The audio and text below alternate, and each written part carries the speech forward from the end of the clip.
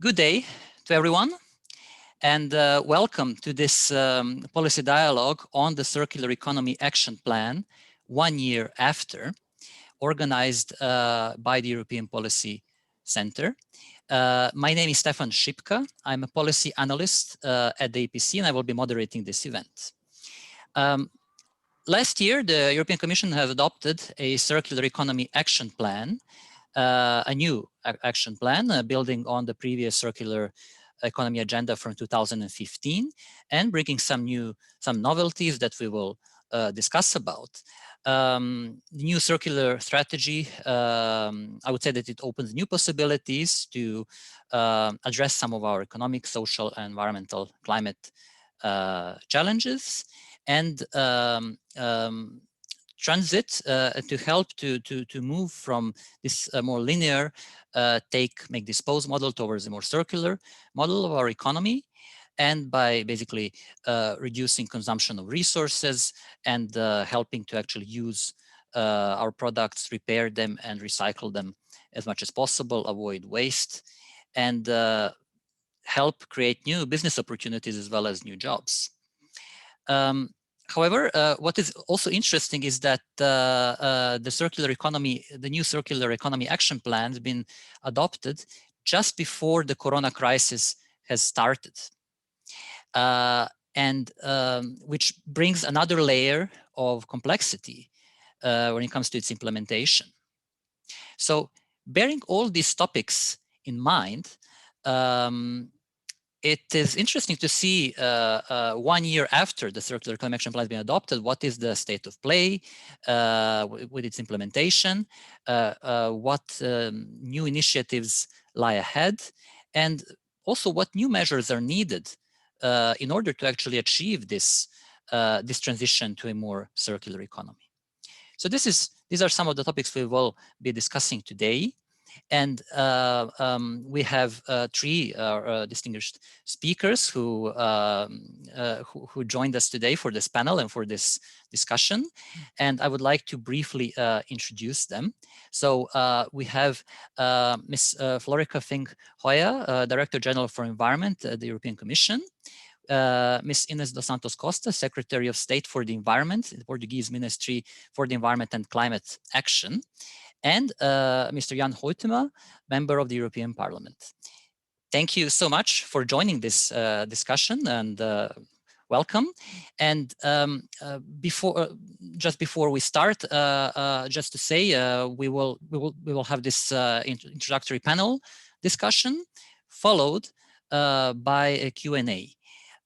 However, I would like to note that participants can already pose their questions. They can write these questions in the Q&A section, and I will actually encourage participants to pose their questions as soon as they can think of them, because if they ask them at the end of the discussion, we probably won't be able to take all of them.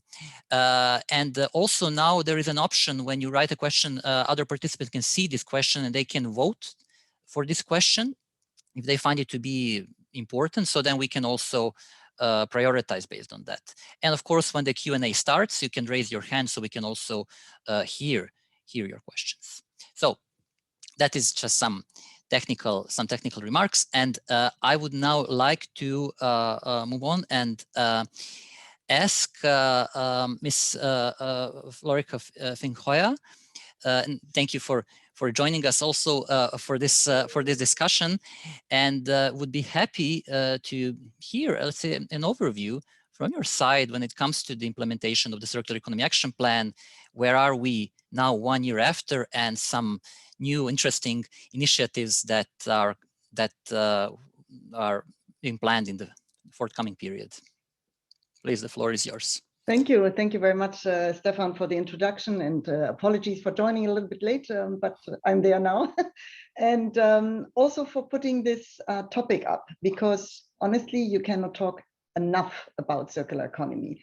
And I'm very honored to be in a panel with those who know much better even than me, who have, like our Portuguese State Secretary, the power to make it happen, like, of course, also the Parliament, because they are the ones deciding on how to bring our circular economy action plan forward. So thank you very much for that. And why do I say it's so important? Because everybody knows in a way that we have to move from a linear to a circular economy. We know that, but many people don't know why. Why? Because it is key if we want to achieve climate neutrality, but it is also key if we want to have a transition out of a crisis and into a sustainable economy.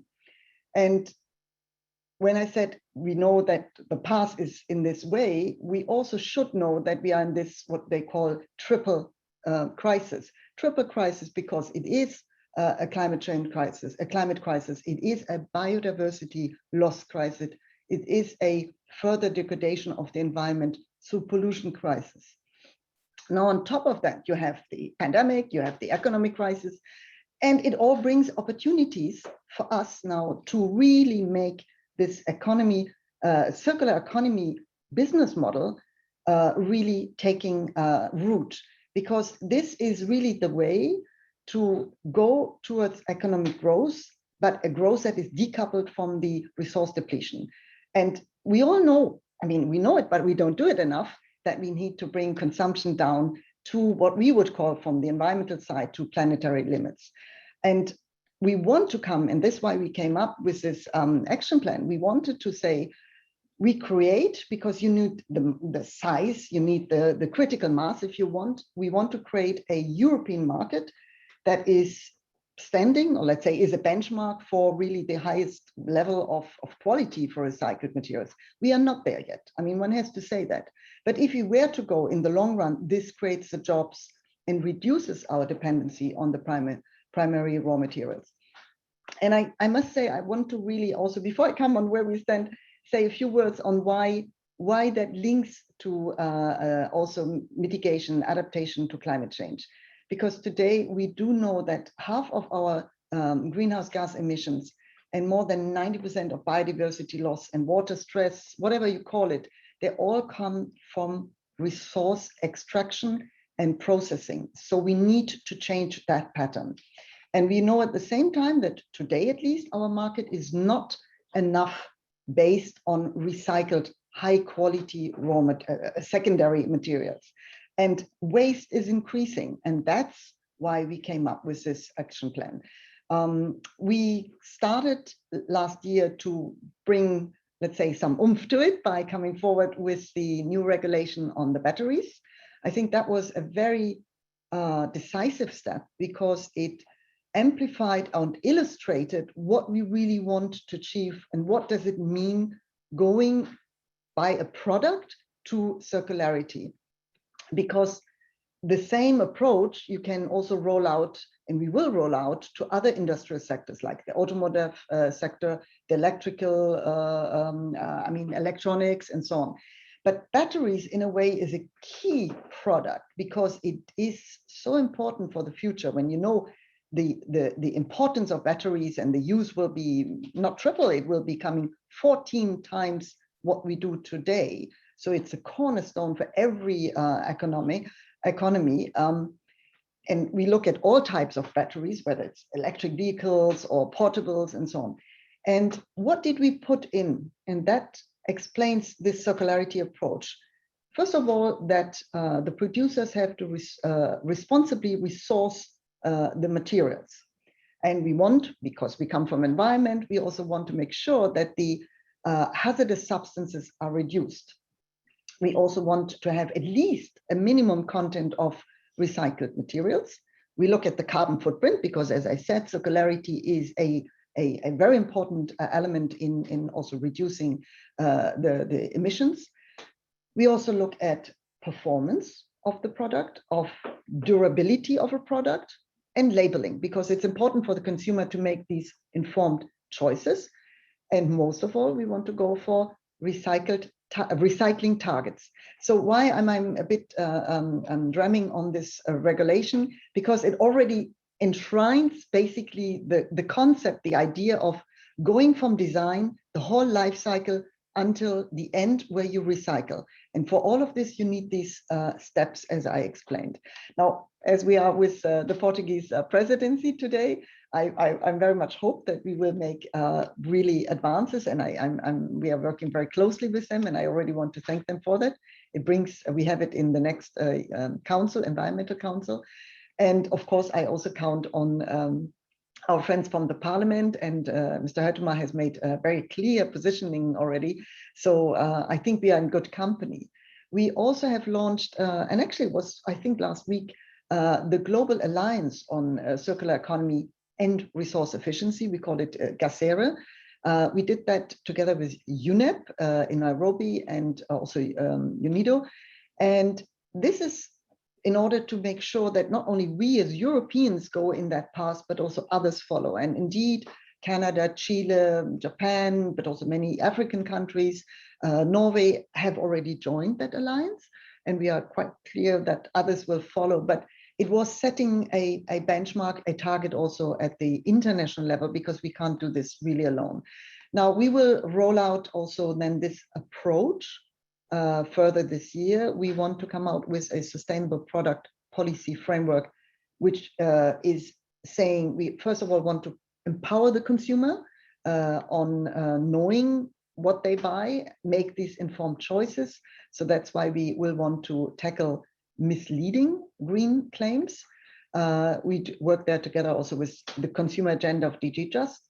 We will be working, or we are working already, but it comes out at the end of the year, on what we call a sustainable product initiative, which is sort of like it models in a way a bit what we have done already in the batteries framework, but it is really a generic framework, and then we can roll it out in different sectors of industry, which either are the most polluting, if you want, or most energy intensive, but also have the high potential for circularity. And this idea is setting product requirements and also sustainability principles to the design. As I said, you start by the design so that they last longer, they can be repaired, they can be easier to recycle because we know what it's in. We need to have what we call a electronic passport, and then also know about what is the recycled content so that then the circularity can kick in. We will also work on the waste streams, especially on we will review the waste shipment regulation. I mean, we all know that we have to create, I mean, this is different paths we look at. On the one hand, of course, avoiding that we ship our waste outside and then pollute other countries, although we could actually recycle that inside. But it's also to strengthen a little bit our autonomy, because the content of what we would recycle can be reused. So we have to create a market. And for that, we have to make sure that the waste stays inside the union. I mean, it is small steps that we have to go. We will not create a raw secondary high quality market from just by saying it. We have to start coming with some mandatory requirements so that the waste is staying here, that it is kept here, but also create this internal circulation of waste, if you want. And that goes by restricting export of waste. And in particular, if they have harmful or environmental impacts or health impacts, because we cannot just shift that burden to others. And we have to treat that inside.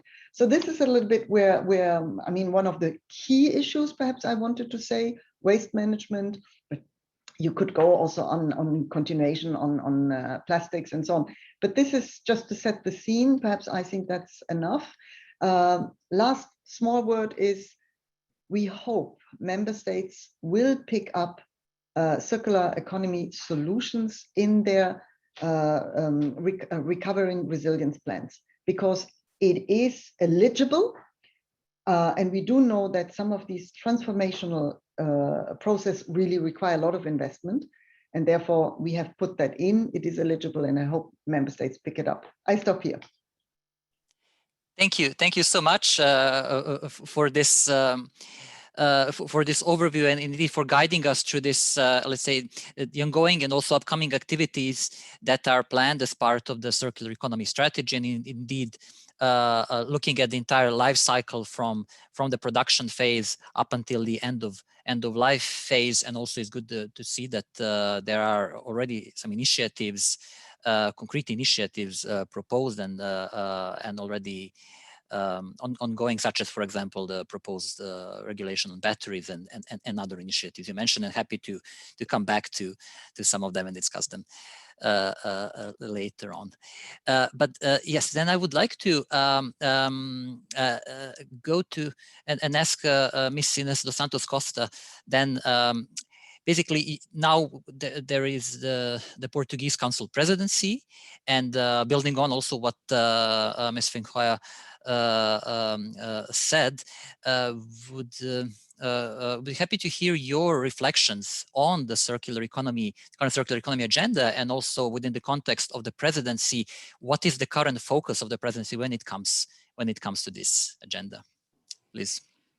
Thank you, Stefan, and of course I say hello and good morning to everyone and to my fellow panelists, of course. In my perspective, I think the Circular Economy Action Plan does play a pivotal role in the rolling out of the Green Deal. But I actually think that its importance is actually underplayed by governments. Partly because it is something that is still difficult to explain into a framework that has been, for the last 100 years, linear in its development. So it's difficult to explain how do we shift this mind frame of doing, of producing, of legislating.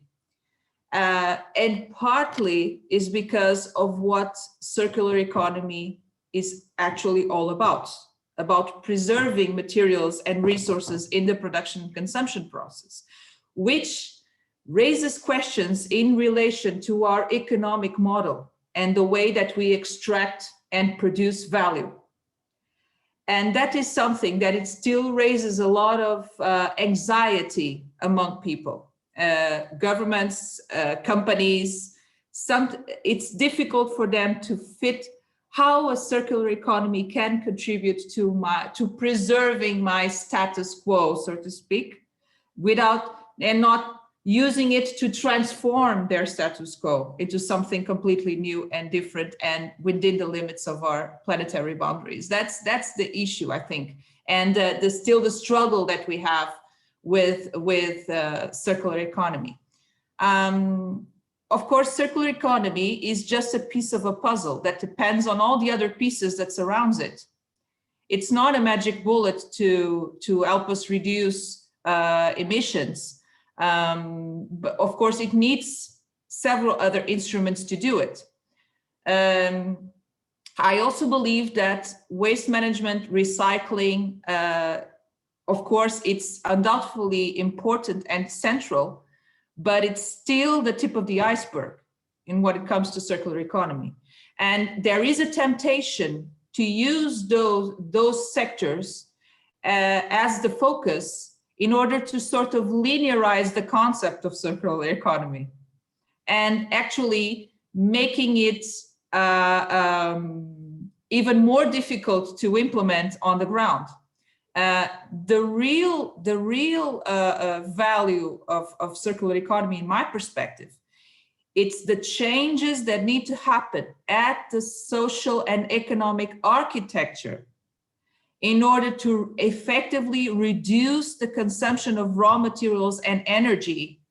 And by achieving that, we reduce waste, we reduce pollution, and we stop environmental services degradation. And in fact, we can even contribute to its regeneration. So of course, in practical terms, of course, waste management needs to be tackled. Of course, secondary raw materials, which is a very important thing, a very important instrument coming in EU-wise, needs to be approached. But it's fundamental to design, to conceive, to use, to manage, aimed at durability, aimed at sufficiency, aimed at locality, non-toxic cycles, of use renewable energy to give back more than what we take. These principles, these circular economy principles, need to be observed if we want to change not only the paradigm of our production and consumption system, the product, the process, the business model, the consumption model, the management towards a new life cycle, but it also needs to be there when we talk about policy instruments, when we talk about policies across the board.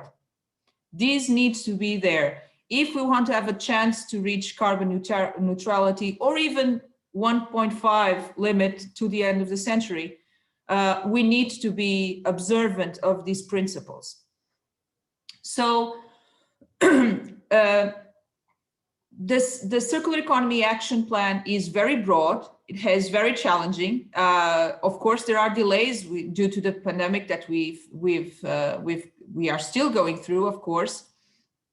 And I would say in our perspective that it targets two different blocks. So one, we have a very sectoral approach on textiles, on construction, on consumer goods, which are essential. I would probably say that it's still missing perhaps two sectors that I would like to see in the future be discussed by the Commission, of course, with the Council and with the Parliament, which is how circular economy interacts in terms of mobility and transport, and in terms of steel and metalworks, which are like these two big sectors that we still not approach and have a big footprint in terms of carbon emissions. I think we need to also evolve into that.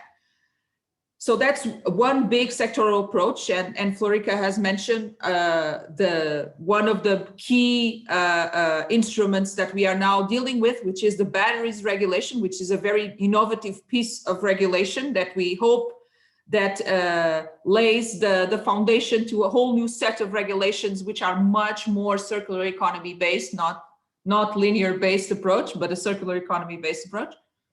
And then you have the second block, which is perhaps the most transformative part in the Circular Economy Action Plan, which are the cross-cutting actions. I'm talking about integrating circular economy objectives in international trade agreements. I'm talking about linking the dots between circular economy and climate change adaptation and mitigation. We are already doing that, for instance, through the water nexus here in Portugal.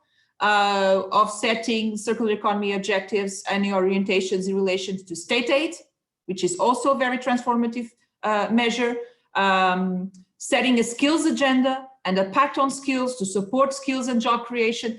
All of these cross-cutting actions are the actions that have that underlying transformative approach to the context that needs to happen in order for replicate across the board, across all market agents. So that is something that the Portuguese presidency is actively working on. I mean, last Friday, we had a conference just on new economic models for climate change. Circular economy was definitely there. We had a very interesting conversation with Kate Raworth, with Sasha Beslik about transformative economic models, which is something that needs to be in our radar in order to really transform the European economy towards a more economy which prospers within the limits of our natural systems. The priorities in terms of the Portuguese agenda, I mean, the Portuguese presidency established as a priority the promotion of the European recovery leveraged by green and digital transitions. And these transitions, of course, they have to be mutually supportive. We try to unpack what this transition means. And I've already mentioned the conference on the economic models, which is something that we really want to discuss more often. And I think this shows our commitment to seeing the European Green Deal through, despite of all the pressure that exists whenever the economic engine gears down to place focus just on growth and then we handle inequality and environment later. That is the danger that I think the European Commission and the European Council and the Parliament is very clear that is not the way. I mean, that Kuznets curve only fits into a particular set of context. Is not something that can be just expanded to everything. So it is our intent to steer the Council forward into negotiating the legislative proposals that draw from the action plan. I think from the debate on the markets for secondary raw materials, as Florika has mentioned, for us, I think it's in a particular Portuguese view, if I can say it, I think that discussion is very important in terms of dissipating the regional discrepancies that still exist in terms of accessing and of supplying and accessing secondary raw materials. I mean, we are in a point in time where it costs 3 times more to make a PET bottle out of recycled plastics than out of virgin plastics. And I think that is something that we need to address also in terms of the secondary raw materials market, and in terms, for instance, in terms of internal waste movements within the EU. That is something that needs to be approached in that context. Of course, we will also work on the intelligent production and use, I mean, reduction of raw materials. We will work to ensure that all the different sectoral policies are well articulated, but I think the star instrument in this phase is really the batteries directive, because for the very innovation that it brings, I had the opportunity to say this to Vice President Timmermans about it. The regulation is the first that really integrates a life cycle approach from design, materials, consumption, collection, recycling, second life requirements. I mean, in a single piece of legislation. This is a huge task, a huge endeavor, a huge challenge. It's the first one of its kind, and it pretty much will lay the base, the foundation for all the other legislation that will follow in this respect, in my personal opinion. So we really need to put our effort, our best effort into this process, because it is, I think, the first one that breaks away with the linear way of making legislation. And we also need to do that if we want to move to a circular economy. We'll have a political debate on the Environmental Council on the 18th of March, where we'll hopefully the most sensitive issues of the proposal will be identified. And we look forward to contributing to this, to make it, this regulation goes forward into the future. So my 5 minutes to 10 minutes are up. I think this is a good place to start and moving forward in our discussion. Thank you, Stefan. Sure. Thank you, Ms. Costa. And indeed, we can of course go back into and go in detail into some more specific initiatives and topics discussed during the discussion. But thank you so much already for providing these reflections also on some of the topics, important topics also that will be addressed during the presidency. And indeed, this urgency to look at the whole picture, to have a holistic approach, and to look at the model itself, and that it's really like it's a large-scale transformation of the entire system, and that and also identifying challenges that then need to be addressed, and then that this circular economy strategy needs to feed into in order to achieve the transition that we want to achieve. So thank you, and I would then like to give the floor to Mr. Huitema. You are also a rapporteur. You were a rapporteur for the new report adopted by the members of the European Parliament recently, end of January, on the Circular Economy Action Plan. And building on that report, would be happy to hear then your reflections on the circular economy agenda, building on also what Ms. Fink-Hooijer already said and Ms. Costa mentioned, in a way, on the circular economy strategy, but also any new measures, additional measures that are needed that to actually move beyond the current linear economy towards a more circular model of our economy. Thank you. Yes, thank you so much, and good morning, everybody. It's a great honor as well to have representatives here of the Commission and the Presidency. I think it's nice to have the two legislators in a panel together with the Commission. So hopefully we can do some business this morning. So the question basically was in the invitation 1 year after. So 1 year after the Commission published its Circular Economy Action Plan.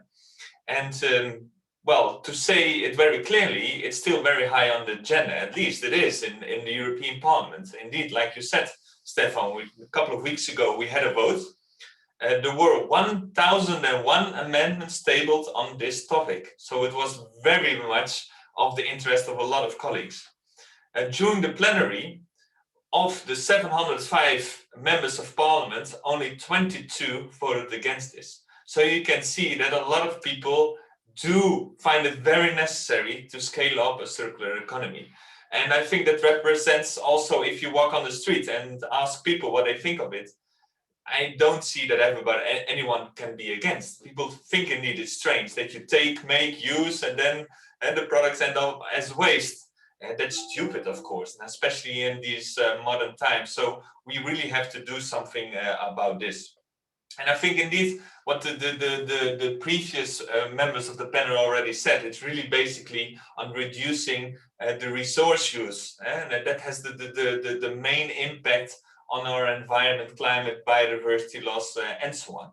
So in our report, we will make it very clear that without a more circular economy, we will never ever reach the targets of the European Green Deal. So it's absolutely necessary to do so. But it's more, it's not only about the planet, but it's also about the people and the profit.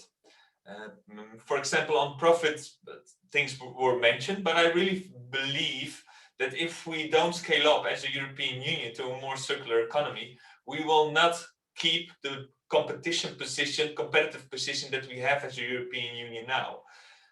We cannot, for example, compete with low wages or maybe with other countries or continents where they have a lot of resources in place. But we can compete, of course, with our innovation power and our knowledge. And that comes very nicely up and is necessary, of course, in a circular economy. And of course, and that is, I think also the coronavirus has showed us that we are very dependent on imports of, for example, in this case, medicines, vaccines, but also on other goods. So indeed, I think also with a more circular economy, we can be less dependent to third countries. And I think geopolitically, that is very key for the future. And then, of course, socially, people mentioned that, of course, the circular economy is not only about recycling, but it's of course also on the product durability of the products, right to repair, things that are very much of the interest of consumers, transparency, for example. But I believe also indeed that we can have more make industry back to the European Union, and therefore we need also more labor forces and more jobs will be created if we come forward with a more of a circular economy. So that is also a little bit as an introduction mentioned also in the report that people in the Parliament agreed. I think the previous members really focused especially also on new legislation, and I think absolutely that's key. We have to design out of waste. I think the design phase it's 80% of the environmental impact is determined by the design phase. So if we can come forward with new legislation to set minimum standards for recycling content, or that the product should be designed in a way that it can be recycled easier, that's of course key. And in our report, we are indeed asking for binding targets on this, but also we are asking the European Commission to come forward with binding targets on the use of primary resources. European targets, but also make it more specific at member state level, and to really look to the member states that already have those plans, for example, or those ambition into place. For example, my own country, or for example, Finland, who would like to reduce the use of primary raw materials by 50% in 2030. So I think that is an important aspect. But I believe to reach a circular economy, there are two angles or two approaches needed. So it's more on the legislative side, but also indeed what Ms. Santos Costa said, the anxiety or the fear of stakeholders to participate in a circular economy. So I think it's legislation, but we should also have some sort of reward systems. We have to create a market for companies to do so. It should be attractive, it should be stimulating. And our report is very much focusing on this. And we see two main barriers. The first barrier is, of course, the level playing field between primary and secondary raw materials.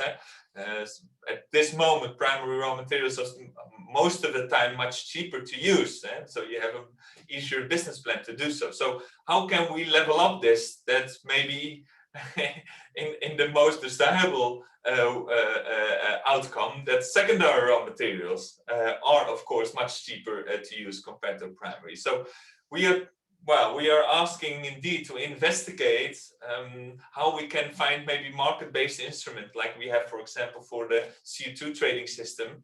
Maybe we can incorporate that also in stimulating a circular economy. And for example, we're saying that maybe CO2 certificates or CO2 rewarding systems could help in doing so, or maybe other smart instruments are necessary there as well. And of course, we talked a little bit about governments, local governments, national governments. I think public procurement is a very important one as well, to create a demand for secondary raw materials, or at least products that are using those products and are recycled and are doing the right way. Of course, subsidies, taxes, things like this. And we are mentioning as well that we should look more clearly and careful and to indeed peer review the existing subsidies that are in place. And sometimes they have good intentions, but they are counterproductive for scaling up a circular economy. To give you an example, there are many startups and even larger scaled up startups in trying to use biomass as a valuable resource for making, for example, biological chemicals, or maybe even feed or food additives, but they have to compete with co-incineration plants where they get subsidies to use the biomass for co-incinerating the biomass. So yeah, that is difficult then, of course, for those companies to compete with that. Another element that we see as a very big obstacle is the availability of high quality and safe secondary raw materials. One thing is indeed, I think, to harmonize the European Union on waste, and the Commission is very willing to do so, also in the action plan. But I think also that we really should speed up creating end of waste criteria, for example, that it's easier to know also what kind of waste streams we can use under which conditions. And of course, the whole issue of tracking and tracing. And I think a very good idea of the Commission is a product passport, that you know exactly where your materials are from, that you know they're safe, and that you know the quality is good. And especially, for example, in the construction sector, people are sometimes afraid, and maybe also in other sectors, to use secondary raw materials because of the safety. So there also is some sort of a fear that I think easily can be overcome if you have a good transparency and a good track and trace system. Then lastly, well, two things. Of course, we are focusing very much on innovation, also try to see if we can stimulate it by, for example, funding or other means. And of course, indeed, the point that was raised, that it's not, of course, only the European Union that have to deal with a more circular economy. It's super international. So how are you dealing with this? Indeed, free trade agreements are mentioned. One example or one anecdote that I came up with when I was visiting a lot of startups, companies, and other stakeholders in circular economy is, for example, indeed electronic equipment, or for example, mobile phones. And mobile phones, they don't go into waste that much in the European Union. They are, for example, sold second-handedly, especially to African countries like Ghana. And in Ghana, those mobile phones go into waste, but they don't have the logistics or the means or the infrastructure to really collect and separate those mobile phones back again and to reuse the valuable materials there, for example, back to the producer or back to the European Union. So this is a very difficult one. I think indeed, the whole waste treatment or the whole waste legislation should focus on this, but it's a tricky one, but a very important one. And that is something that we highlighted also in our report. I would like to leave it here. It's so big, it's so huge. And now we were talking only about indeed more or less recycling, but indeed, like I said, the goal is really to reduce the uses of primary materials, and a lot of other instruments can be done. So we are talking of, for example, also on products as a service, so more on lease economy. Indeed, it's better to reuse than indeed to recycle. So yeah, it's so broad, but it's so important, and I really hope that even more than it is today, the political attention will increase on this very important matter, I would say. Thank you very much. Thank you very much for your reflections, Mr. Huitema, and indeed a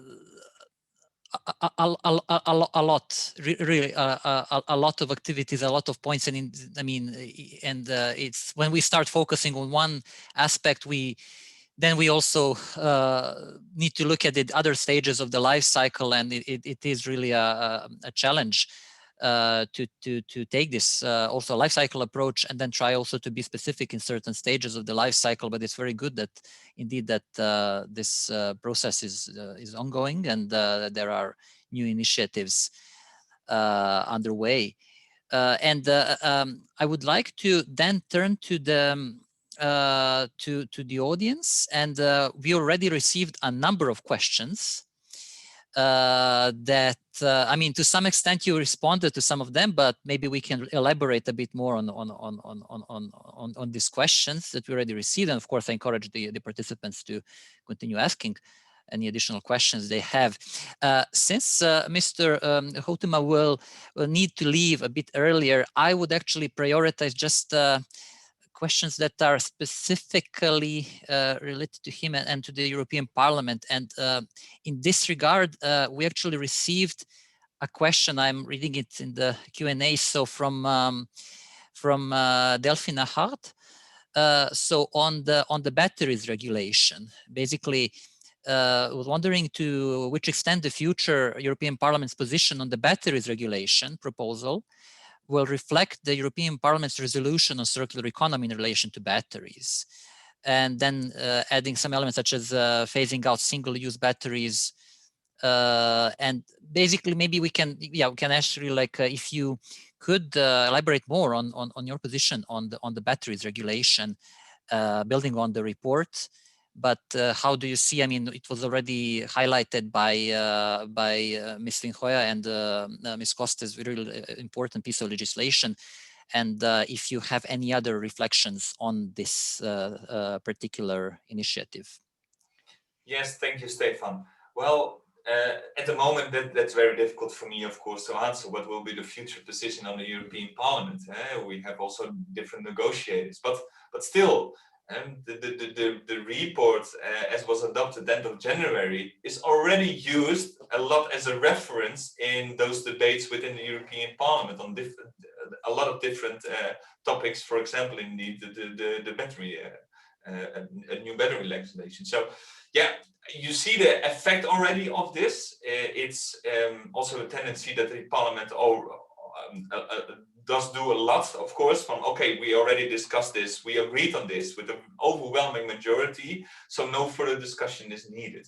But of course, more in detail, yeah, that's the tricky one. And of course, the devil is always in the detail, I know. But this is something at this moment, I'm sorry, I cannot give clear answers to that. That is fine, and I wanted to then also ask you, but this is also a question. The thing is that a number of these questions are relevant for all of the speakers because you're all the policymakers and working on circular economy. If participants have any particular question for specific speakers, they can also indicate that. But for example, on the links with the digital strategy, there was also a question from Mr. Dimitri Kopakis for the Circular Economy Action Plan to succeed. It would be important to support it through a comprehensive European digital strategy. And has such a strategy been introduced already? And what could be the priority steps to be taken? And of course, there is a digital data strategy in the whole digital agenda. But if maybe we could also start with you, Mr. Huitema, while you're still here, if you have any reflections additional on this twin green and digital transition in relation to the circular economy, and how they can be interlinked. And also that's something, a question that could also be good if Ms. Costa could elaborate a bit upon, also because you mentioned the green and digital transition, and also Ms. Fink-Hooijer before we move on. And also, I mean, if you have any other reflections on any other interlinkages with the industrial agenda, for example, or any additional other policy areas that simply need to be aligned with the circular economy agenda to actually make it work, given the whole complexity of the task at hand. So, yeah. Yes, well, thank you. Well, I'm sure I forget things that after I was thinking, okay, I should have mentioned that, because it's very broad topic on digitalization again. A few things that I would like to mention. Of course, it can work in the benefit of upscaling circular economy. It can indeed stimulate new innovations. And I think especially on what we were saying on the track and trace system, on the product passports, things like this, to make sure that people have faith in the quality and the safety of the products. Digitalization is of course key. And maybe even a blockchain or aspects like this could be very helpful. Another thing that is linked a little bit to software and digitalization is really very much the example of mobile phones and of course other electronic equipment that will become obsolete if you don't get a software update. Yes, things like this is of course not explainable anymore in these modern times. So also there we have to think, I think, as a European Union to combat that, and that people get, that companies have a business model in not updating their software. Thank you. Thank you. Ms. Fink-Hooijer, also, if you have any additional reflections on this question on the twin green and digital transition with regard to the circular economy. Sure, and I think the most important and more practical element was already mentioned, the digital passport. It sounds very easy, it's a very logic idea, but it's not as easy to implement. And we will work very closely with DG Connect on that. But it's a key ingredient in order to, as it was just explained, to make sure that the consumer has trust, but also that we allow the traceability in order and to know what is in, to create that market for reuse or recyclability. I think that's very clear. We also know that in general, everything what we are doing, we need the data space and the data space in order to go in circularity and others in the monitoring, the metering. I mean, the smart meters, we will have that everywhere. So that's why it is logic to say we will have both going hand in hand. But I think especially in the end with regard to waste management.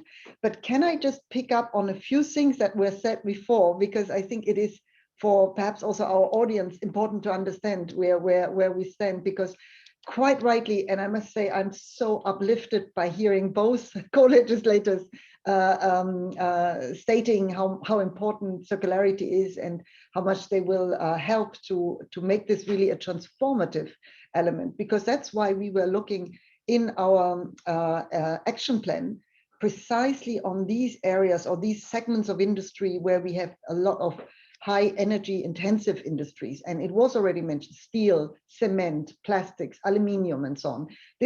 These are the key sectors we will be looking at. electronics, as you just were saying, the right of repair and so on.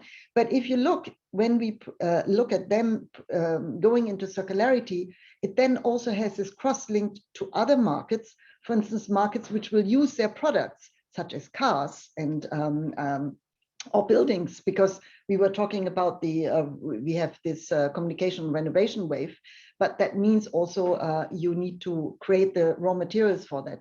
So I think that I just wanted to say, because all of this is important, as it was said, for reducing the depletion of primary resources, but it also has this link to climate neutrality, because if we do all of this, we would really be able to reduce enormously the carbon footprint and go down on it.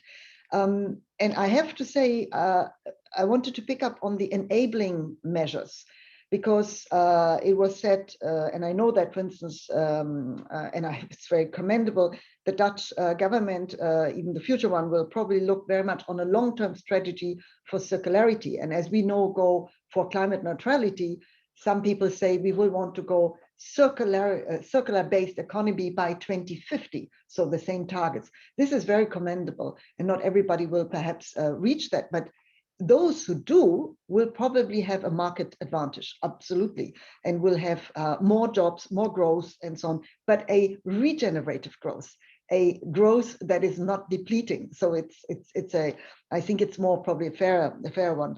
But when we talk about market incentives, the market ideas, it can be of course with targets, could be, but very much we would be looking at tax incentives very much. That's the competence of member states to set it in their to set the economic instruments. But in our legislative proposals, we can also make give that hint and its incentives. That's exactly what we do. It's also linked to environmental taxation in general, polluter pays principle. Where do you really, what type of product do you, or of the value chain that you would like to address? So I think there are lots of possibilities also in taxation, but again, it's very much on the member states, especially on VAT. And then you also have green procurement.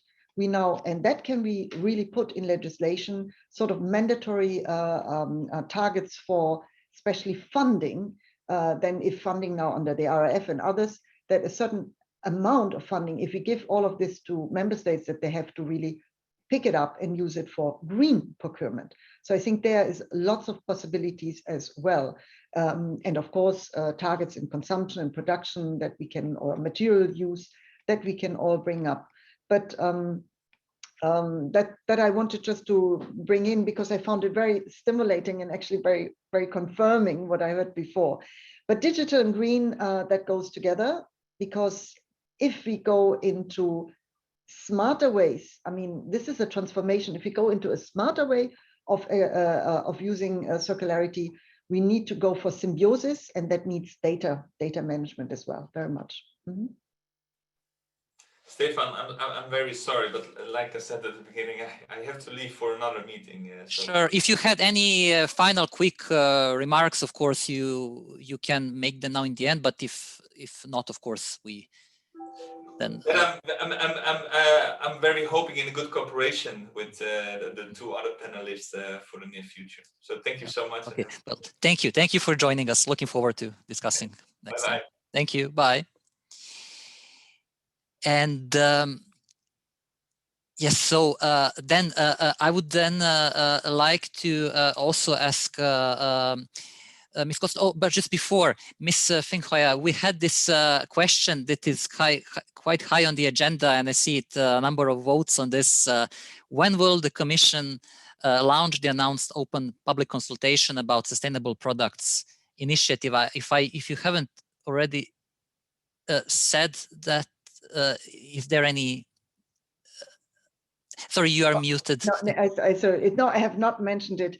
But I mean, the timeline is, I mean, as you know, we always have to go through what we will call better regulation. So of course, a consultation is part of it. We are finalizing it at the moment. It's coming soon, and I'm happy to hear that colleagues or those who are listening in now are interested to chip into it. That's the whole purpose of a consultation, because the timeline for coming out of the with the legislative proposal is end of the year.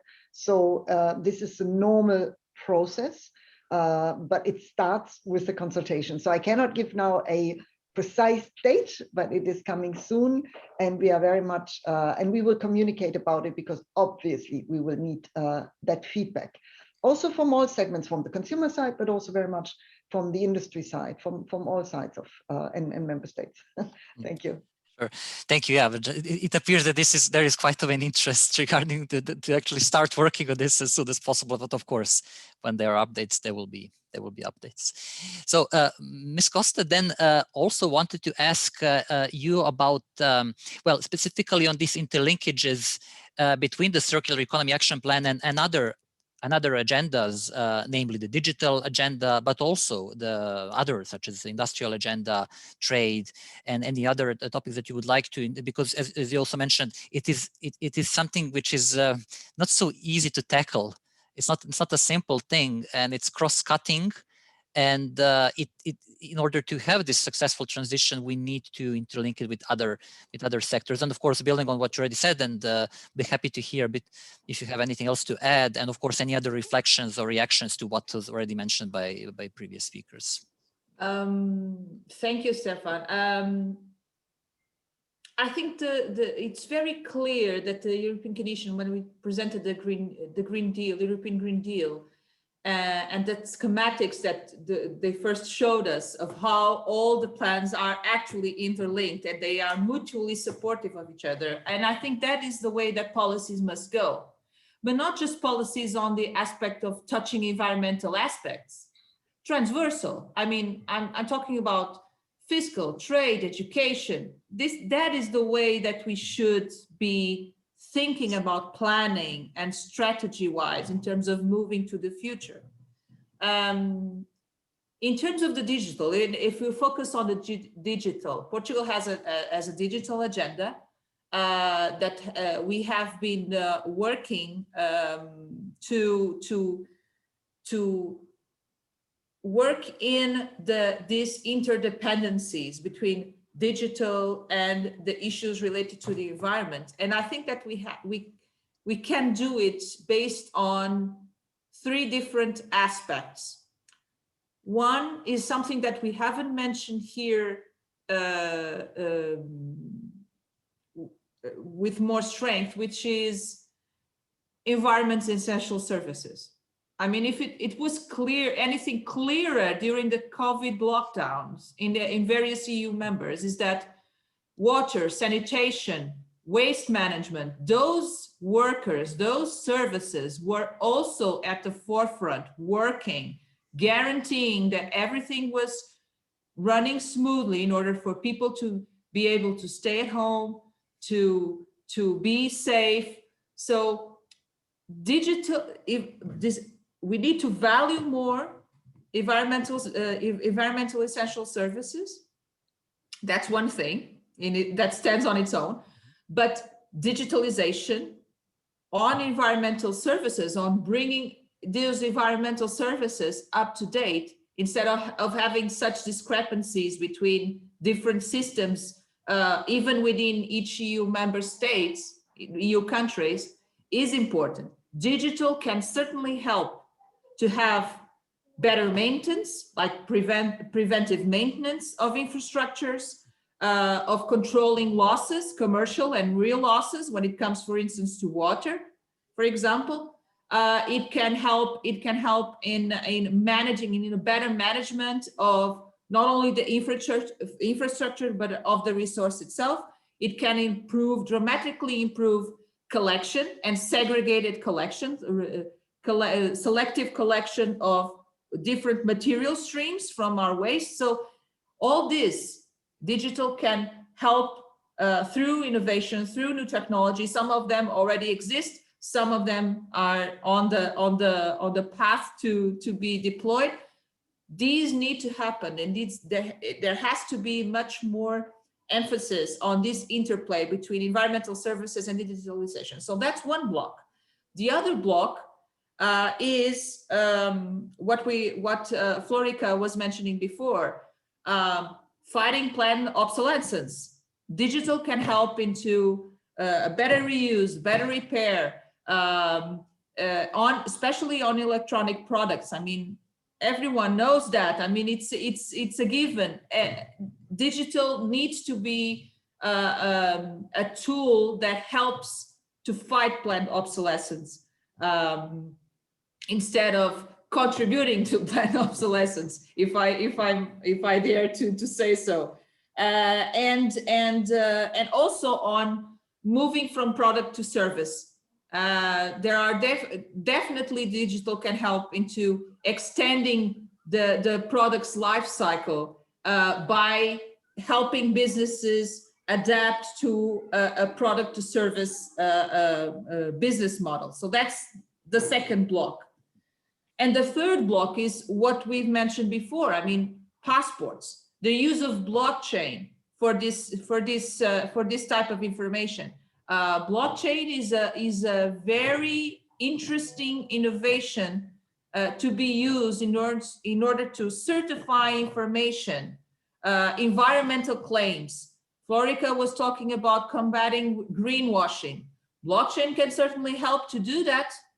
And we need to harness that power, harness that data-driven information in order to help us fight, to have a better accountancy on environmental claims, to have better monitoring indicators, and certainly digital innovation can help us achieve that. So those are if I can pinpoint 3 areas in which digital should have interconnection with environmental areas, those are certainly the 3 way to go. And then picking on what you mentioned about other plans and other issues, I mean, if we think about all of the things that the European Commission is working on right now, Environmental Crimes Directive, which is now being up for public consultation. That is a huge piece of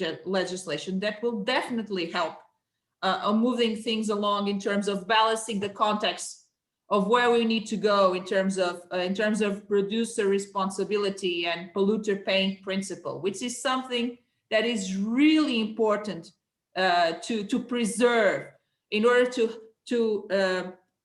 for responsibilities to be exactly in the right place. When we talk about the pollution zero pollution action plan, another plan that is directly related to what we are trying to achieve with circular economy, to reduce what I was saying, like reduce material extraction and consumption and reduce energy. Through that, you have a direct positive impact in terms of pollution reduction and waste reduction. So these are all plans that are clearly interlinked, that clearly contribute to the SDGs. And we are here in Portugal, we have started in the last government, tried to make that relation more evident in every plan and strategy that we do, making sure that if such strategy has a particular objective, how does it relate to the SDGs? Which SDGs that strategy is helping? That is important for people to understand how things are interlinked between one another. So it is important. I know sometimes it feels like a daunting task, a too complex task, but this is a complex issue. So we need to place some effort in doing that systemic approach and having that systemic vision. Suffice that there are people willing to do it. That's another issue. Leading to my last comment on this is that we talked about jobs and skills, but we didn't talk about something which I particularly believe it's important, which is looking into the competence level. I mean, the curriculum level at universities, for example. in economics, in management courses. I think we need to have a new workforce, a workforce that sees the supply and demand curve, the supply and demand graphic is not floating in nothingness, is just right back in the center of a circle, which is called the biosphere. And until we don't have, until we have a more sound substract of economists and managers that realize those limits, that see those limits, that do not lose sight of those limits, that is halfway there. It will be enough to get us halfway there to the objectives that we need to reach. That's my personal opinion. So thank you for that. And indeed, I mean, I would say, building on that, while we have a circular economy action plan, it's very important to have this say strategic direction. The circular economy itself, if the agenda is not necessarily exhausted in the particular document, but it feeds into all other agendas at the EU level, and it's important also that it's implemented at the member state level in a proper way to actually we actually end up achieving this, making our economy more circular in reality. So thank you for this insights. And now I actually see that there are two hands raised by two participants. I would like actually three. So I would start by giving the floor to Joe Leinen. So we can hear the question. Of course, if it's a specific question to a particular speaker, you can indicate that, and if we could then hear a question, and to be relatively short, so we can then take as many questions as we can. Thank you. Yeah, thank you, Stefan. Exciting debate. I welcome very much what was presented. It's enormous. I remember when I participated in the high-level group of former Commissioner Potocnik some 12 years ago. We dreamed about regulation on product performance, on product passports, so we could see how far we have come. And I hope that there's all success. Now, my question. We know that the waste market is very tricky and very cheating. We have targets for collecting, for separating, but at the end we have a lot of waste. Because in the process, things are not being done quite well. And now I don't know whether we have in the new regulation as well a certification of recycling processes. To get a high resources potential of, like Madame Fink-Hooijer was saying, high quality secondary material. So there has to be done something that in the recycling process, at the end, we have not a lot of waste that either goes on depository storages or goes in incineration, and how you deal with this part of the problem. Thank you. Thank you. I would also take the question from Mr. Nicholas Hoda, if I'm not mistaken, and then try to answer these questions. Thank you very much. Nicholas Hodach from UNESDA, Soft Drinks Europe, and pleasure to see you, Ms. Fink-Hooijer, again. A question about the secondary raw materials market. Very much welcome the focus that the speakers have put on this, that we need a well-functioning secondary raw materials market. That's why our industry, the soft drinks industry, has announced that we will be using by 2030 100% rPET in our plastic bottles. But there will be lots of competition for recycled content. Also because the Commission will soon introduce new mandatory targets, which we also very much welcome. But how will we guarantee that the right quality of recycled content goes to those products that need a certain specific type? Like in the food and drink industry, we need what we call food grade quality. So it would be a shame that the recycled content that we need ends up in bumpers of cars. So how will we work on assuring that the recycled content ends there where it's needed? Thank you. Thank you. We had one more hand risen, but I don't see it at the point at this moment. So yeah, let's see. Maybe later, if maybe later with it will reappear. But meanwhile, we also this is going back to a number of questions we received in written, which is about waste, and I would summarize it as this kind of creating a market for waste, a single market for waste. And also in the questions, we had the questions on the end of waste criteria. We had a question on standards for recycled materials, recycled contents, and I think this builds well on the questions we just heard about certification of recycling processes, quality of secondary raw materials, how to make them more competitive, and especially to obtain materials that are needed, and to create secondary raw materials that are to obtain them that are needed for specific process, specific products, and so forth. So I mean, it's circular strategy makes reference to this, and would be happy then to hear. Maybe we can start, yes, with you, Miss Fink-Hooijer, if you could maybe elaborate a bit more on this second part, end of life and creating the functional waste market, and what lies ahead in this regard. Yeah, thank you very much, and thank you for the pertinent questions, because the pertinent questions is also what helps us to, make the informed and best choices in the future.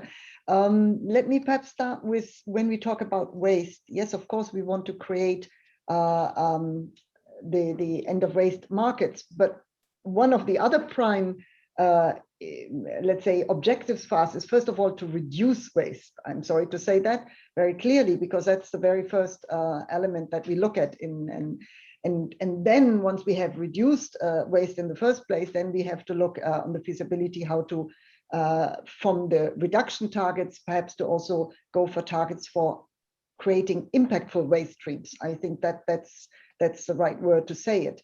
And we are doing so, and we're working, as you know, on the revision of the packaging and packaging waste directive. So there we will go to these type of targets. I think I already mentioned that in the very beginning on the waste shipment regulation that is going under review, in order to keep and create a market inside, because some of these materials are extremely precious and they should not leaving our country, especially when we talk about electronics. Also, when we know that they are sourced in basically only one country, or mainly one country, and that is linking again to what I said in the very beginning. It's also a question of autonomy, which in, I think, the current pandemic became very important. I think, and there is a link also again to digital passports and digitalization, as it was already mentioned, and I'm very grateful for that. Secondary raw material. It is really important also to remove the barriers, and that is to be done perhaps in several different measures. We already, I think the State Secretary, she mentioned also the chemical strategy. I think that's also very important, because we also want to have waste streams that in the end, the materials that come out are safe. And that means we reduce certain materials or certain substances already to be not in the product itself from the design. And that's why I think I want us not to forget also the impact on the chemical strategy, which for us is part of the Circular Economy Action Plan as well. And also, by the way, the Zero Pollution Action Plan, which will also set targets, and I'm grateful that it was already mentioned. But now, how we can go to make the enablers or remove barriers, if you want, from the uptake. First of all, it is information to be, and again, the links to the digital passport. But then we also have to mobilize the demand side, and that is not as easy, because especially some of the raw materials for the time being, the price is too low. There we know it, and there we in particular have to think about plastic. Certain plastics we can recycle, and there are innovative processes now being considered how to recycle them. But at the same time, as I said, we have to reduce them, but also have to mobilize the demand and the uptake of these materials. And if the secondary raw material market is not created or spurred with safe and high quality raw materials, I have to really be clear on this. Environment also means we look at the environment, but also on the health of the consumers. I mean, on both sides, environmental health and consumer or and human health go hand in hand. Then we could create it. I must say, I can't now really say something on certification. On targets, yes, that is something which we definitely will look in the various different upcoming legislation, especially on the waste streams. And on the high quality that is needed, I think we couldn't agree more. But I said it is starting with the design and what is put in the product, and then comes out in the waste stream.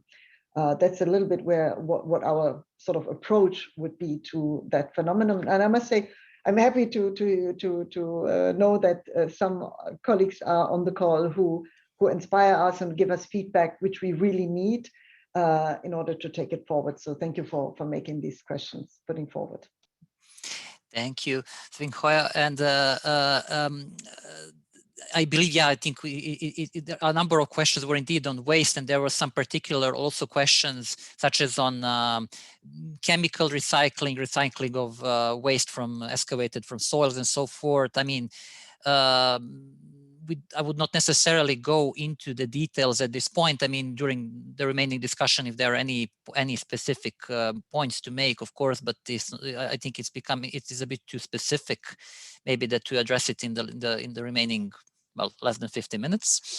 So there is just one question on the right to repair. Then again, if I haven't missed in your intervention, if you have anything else to say in terms of the concrete proposal, because it was mentioned by this in the circular economy strategy, there is also this discussion now on the consumer law and how will it take shape, and the right to repair to some extent also is linked to that. So maybe if you can reflect a bit upon this this part, because it was strongly referenced in the circular economy strategy. Do you want me to come in on this directly? Yes. Because partly I would like to pick up what the State Secretary already mentioned, this the idea of the obsolescence of products, right? And that they are planned in and built in from the design. And that is something which is a real challenge. And I think this is something which we will have to address, either by setting mandatory consumer information requirements on the durability and repairability of products. I think that's extremely important. Look in particular on the electronics market, when we will roll out our product framework approach, and sustainable product initiative approach into the sector of electronics. This will definitely come up, that's for sure. And we will want to really address different ways of addressing obsolescence, and it's also linked to unfair commercial practices, I must say. And there we have directives, and there we have also other legislative means, and that means also under either the competition or from DG Just on the consumer context. So that is, I think, quite important to know. Now, in general, on this right to repair, I think this is one of the core issues of, if you want to be serious with circularity, it means that from the start, the products, and this is why we come with product-specific legislation, we have to set targets for that, so that they are repairable, if you want, by design. And that explains perhaps also why we will go with the Sustainable Product Initiative to go on the general idea, but then go and roll it out per sector. And again, I have to point back to the batteries proposal, because there it was also already built in to say that we have to go at least part of it to repurpose, perhaps not the same type of battery for the same purpose it was in initially, because perhaps indeed the second time it is a different level of performance, but repurpose is equally important as a right of repair. It depends on what product you're talking about, right? And that the consumer also then has to make a choice. Again, we have to link back to the product framework, the electronic passport, to make the choice whether he or she goes for the repairable products or not. It links also, if I may say, to something which I want to pick up and which was very nicely said, going from products to services. I think that also links to avoiding indeed waste or avoiding products to be created. And for instance, textile, we will come up with a textile strategy, a proposal.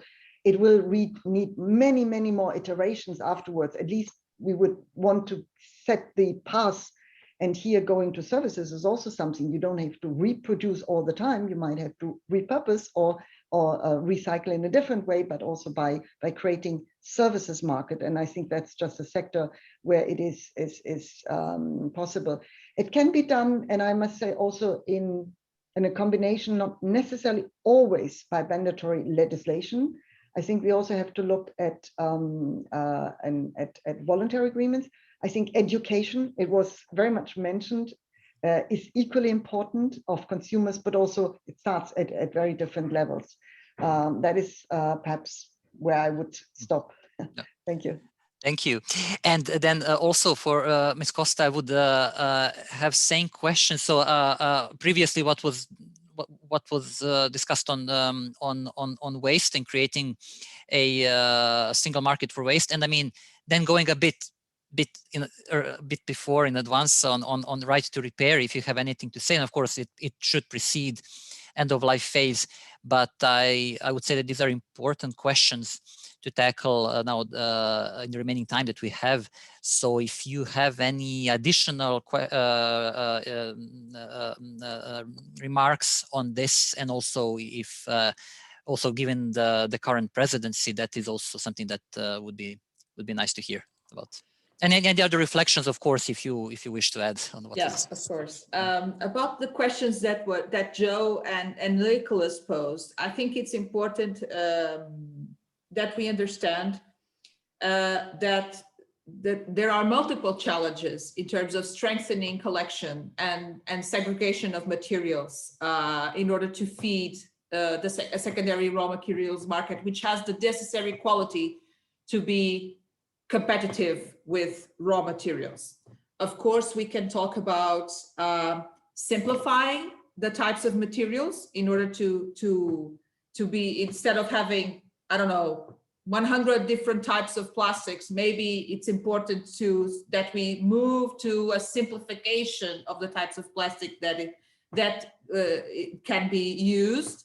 Also, in terms of having more collection methods, more flexible, more diverse type of collection methods that can really tap into the citizen.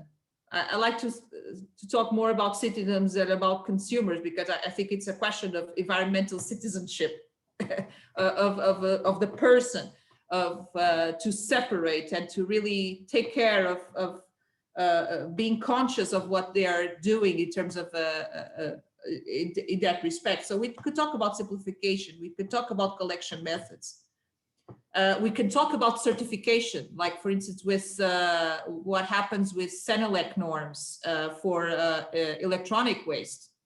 Of course, all those instruments, all those measures, we definitely need to work on them.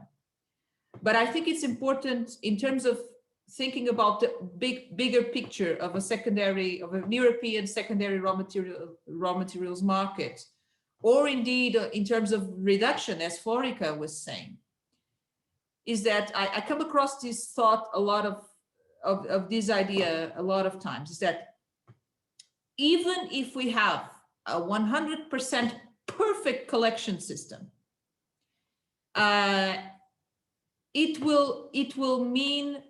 can translate into zero recycling if we do not have an industry willing to recycle, willing to take that material in and actually make products out of it. Sometimes I feel that countries are definitely targets are important. If they guide action, they stimulate member states to deploy the necessary policy instruments needed to achieve those targets. But we have to take into account at another different level is the regional differences that exist across Europe in terms of activating that recycling and that circulation within a feasible area that is deemed economically balanced in order to achieve the best efficacy out of the system. I'm not sure if I'm translating well. Let's just say, for instance, the main industry that is able, where we have a strong foothold of industry willing to recycling is basically within Central Europe. What happens to countries which are basically further away and have to not only collect the materials, but also transport the materials in order to get them effectively recycled? I mean, the imbalance that exists in terms of competition between the different regional areas of Europe has to come into play when you think about an European secondary materials market. That is why I believe that instrument is extremely important in getting countries to actually be able to fulfill recycling targets. And the other aspect is what Florika mentioned, reduction. And reducing waste is mainly on the side, in my perspective, on the side of industries and companies. When the product is designed, it's where we lock in a lot of waste that is produced downstream. The consumer is not there in the drawing board when someone decides that this product will be made out of 30 different materials, which render it impossible to recycle or to separate or to reduce. So we need to be aware that the bridge between environmental targets, environmentally based targets in waste, but also in a lot of different other environmental services. I mean, even biodiversity, if we go to that, we can go that far. Have to be a better connection between these targets and economic and industrial policies and targets on their own. If we do not do that, we will be constantly shifting downstream to the other actor that moves along the line. We will always say that, well, the problem is that the citizen does not separate its waste. The problem is the municipality that doesn't collect. The problem is, and so on and so forth. We need to stop doing that and realizing that each player has their own responsibility and scope in that responsibility. And we need to be more active in enforcing that responsibility and bringing that responsibility into play. That is my 2 cents. Thank you, Ms. Costa. Thank you for this additional insights. And indeed, we really had a number of other questions that unfortunately I think we won't be able to address. But there were questions from, as mentioned, from chemical recycling to reevaluating the GDP model to suit also the circular economy agenda, and and also like just the questions on how did why is now the momentum for circular economy, given that the discussion was also taking place in the last decades, but it's now actually is the momentum, and that maybe we need to use this momentum to achieve this transition. But indeed, this is to take note of this, but to slowly wrap up the discussion, because yeah, indeed we need to move on and to close. And so in that regard, I would like to ask maybe for a key message in the end. Ms. Santos, maybe we can start from you. Let's say in one sentence, a key message from your side on what needs to be done to achieve the transition to a circular economy. And then I will ask the same for Ms. We need, a couple of years ago, when I was doing my PhD, we came up with a mindset, with a framework, which we call the middle out.